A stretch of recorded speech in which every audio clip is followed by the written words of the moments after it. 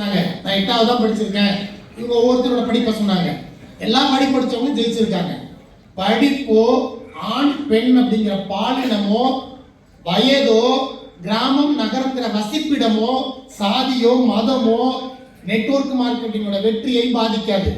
Network marketing தொழில்ல mileage style தொழில்ல உங்க வெற்றியை பாதிக்கிற ஒரு அம்சம் இருக்கு. நான் சொல்லிடுறேன்.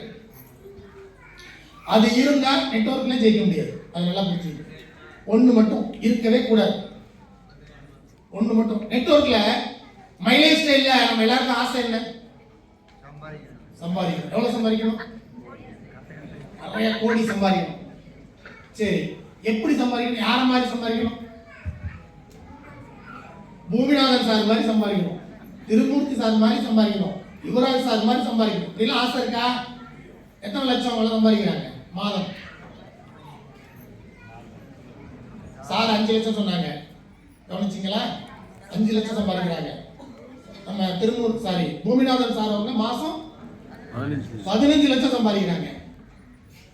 திருமூர்த்தி சார் அவங்க 20 லட்சம் சம்பாதிக்கிறாங்க.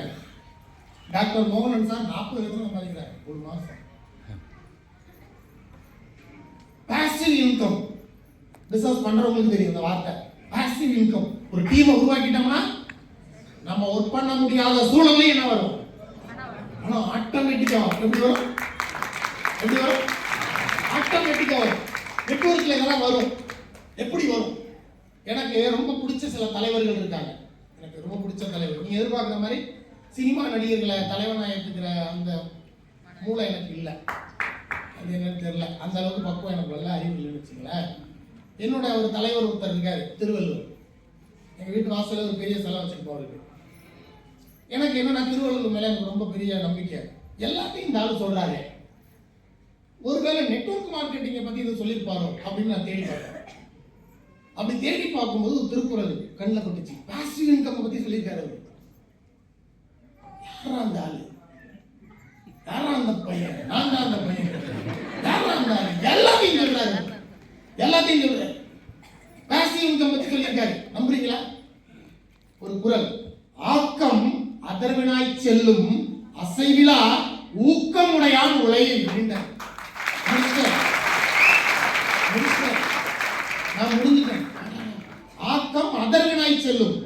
ஆக்கம்னா செல்வம், அதர்வினாய் செல்லும். அதர்வினாய்னா என்ன? ஆட்டோமேட்டிக்கா போகுண்டாங்க. எப்படி? ஆட்டோமேட்டிக்கா ஆட்டோ பைலட் மோட்ல காசு வருங்கிறாரு. Passive income. அதான் பாசிவ் இன்கம். ஆக்கம் அதர்வினாய் செல்லும். யாருக்கு? அடுத்த வரியில ஆன்சர் சொல்றாரு. என்னது? அசைவிலா ஊக்கமுடையான் உலை. எவன் ஒருத்தருக்கு அசைக்க முடியாத ஊக்கம் இருக்கோ அவனுக்கு போண்டா செல்வம். அப்ப நான் கண்டுபிடிச்சேன் நெட்வொர்க் மார்க்கெட்டிங் பண்றதுக்கான தகுதி என்னன்னா ஊக்கம். யார் ஒருத்தருக்கு என்னால முடியும் அப்படிங்கிற மனம் இருக்கோ, படிப்பு, கல்வி, வயது, ஆண் பெண், ஜாதி, மதம் இல்ல, ஊக்கம். ஊக்கம் ஒருத்தருக்கு இருந்தா ஊக்கம் ஒன்று இல்லைன்னா ஊக்கம் இன்மையே உண்மையான ஊனம். ஊக்கம் இன்மையே உண்மையான ஊனம். என்னால முடியும் நீங்க, நம்மளால முடியாதுன்னு சொல்றதுக்கு 1000 பேர் இருப்பான். முடியாதுன்னு சொல்றதுக்கு வாய் போதும். முடியும்னு சொல்றதுக்கு தான் தன்னம்பிக்கை, உழைப்பு எல்லாம் வேணும். முடியும் சொல்றது எல்லாம் வேணும். என்கிட்ட சொன்னாங்க, வேலையை விட்டு போய் என்கிட்ட சொன்னாங்க, கை நீட்டி உன்னால முடியாதுன்னாங்க. நல்லா தெரிஞ்சுங்க, நம்மளை ஜெயிக்க வைக்கிறதுக்கான மந்திர சொல் 2 சொல். உன்னால் முடியாது. எவனாவது ஒருத்தவங்களை பார்த்து உன்னால் முடியாதுன்னா அதுதான் உங்களை ஜெயிக்க வைக்க போற மந்திர சொல். என்ன ஜெயிக்க வச்சது அதுதான். உன்னால முடியாது அப்படின்னு சொன்ன உடனே நான் ஜெயிக்க ஆரம்பிச்சேன். பார்த்துக்கோங்க, என்னால முடியாது. நீ எதெல்லாம் முடியாதுன்னு சொல்றியோ அதெல்லாம் முடிச்சு காட்டிக்கிட்டே இருக்கணும்னு முடிவு பண்ண. இப்பயும் கேட்பேன், எனக்கு சில ரிமைண்டர் இருக்கு. இப்போ நம்ம மொபைல் எல்லாம் ரிமைண்டர் வச்சுக்கோம், காலண்டர் ரிமைண்டர். அந்த மாதிரி நமக்கு சில ரிமைண்டர் இருக்கு நண்பர்கள். என்ன ரிமைண்டர்? பிசினஸ் ஆரம்பிச்ச புதுசுல நான் கார் வாங்க போறேன்னு அவன் தான் ரிமைண்டர். 1 வருஷம் ஆயிட்டு நான் கார் வாங்கல.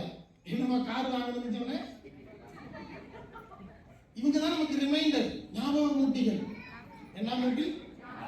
ஞாபக மூட்டிகள். இவங்க இல்லைன்னா நம்ம மறந்துடுவோம் பல விஷயத்த. பாருங்க, நம்ம எல்லாம் காசு செலவு பண்ணாம நம்ம வாங்கி வச்சுக்கிட்ட ரிமைண்டர். நம்ம கார் வாங்கணும்னு சொன்ன அப்படிமா எனக்கு ரொம்ப ஆசையா இருக்காங்க. நான் இப்ப சொல்லிட்டு இருக்கேன், எங்க ஃபேமிலிக்காக ஒரு ஃபார்ம் ஹவுஸ் கட்ட போறேன்னு சொல்லிட்டேன். 20 கோடி ரூபாய் ஃபார்ம் ஹவுஸ் கட்ட போறேன். என் ஃப்ரெண்டு அவன் ரிமைண்டர் சொல்லிட்டேன். அவன் கேட்க ஆரம்பிச்சிட்டான், ஃபார்ம் ஹவுஸ் எப்ப கட்ட போற? இதோட அர்த்தம் என்ன? உன்னால முடியாது தானே? உங்களுக்கு வேணும் அந்த மந்திர சொல். தேடி பிடிங்க அந்த ஆட்களை, கோயில் கட்டி கும்பிடுங்க. அவன் மீட்டிங் போன மைலேஜ் சம்பாதிக்கலாம், லட்சம் கோடி சொல்லுங்க. முடியாது, நம்ம ஊர்ல முடியாது. இதெல்லாம் 3வது தெருல முனுசாமி அப்பவே செஞ்சான், 4வது தெருல நாராயணன் அப்பவே செஞ்சான், 7வது தெருல ஏழுமலை அப்பவே பண்ணான். முடியல, ஒன்னாலையும். அந்த ஆள் வேணும், தேடி பிடிங்க. சில பேர் சொல்லுவாங்க, பேசாதீங்க, யார்ட்டையும் கேட்காதீங்க, கேளுங்க கேளுங்க. ஜெயிக்க முடியாதுன்னு சொல்லுவான், வாங்கிக்கங்க வாங்கிக்கங்க. நல்லா புரிஞ்சுங்க, என்ன ஜெயிக்க வச்சதுதான். அதுக்கும் திருவள்ளுவர் சொல்லியிருக்காரு, செய்த பொருளை செருணர் செருக்கருக்கும் அதனில் கூறியது இல்லை. செய்க பொருளை, பொருள்னா என்ன? பொருள்னா என்ன? பணம், பொருள்.